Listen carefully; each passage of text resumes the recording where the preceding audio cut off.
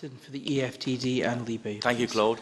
Well, of course, if Remain had won the referendum and if Hillary Clinton had won the presidency in the United States, none of us would be sitting here today and discussing this. It just wouldn't be an issue. But we are. So I've got a question for Claire Bassett of the Electoral Commission. Ms. Bassett said that, described how the Commission's role was to enforce the rules on funding and to ensure that donors were permissible. Well, there were two campaigners in the referendum campaign that I'd like to ask about who actually used more traditional methods.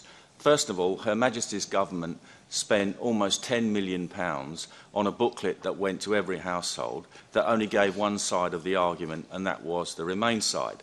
Now, were the government permissible donors, and was their donation registered?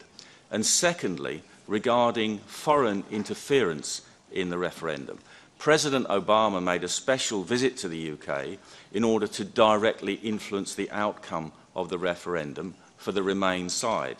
Were the many millions of dollars that were spent on that visit registered as a notional donation?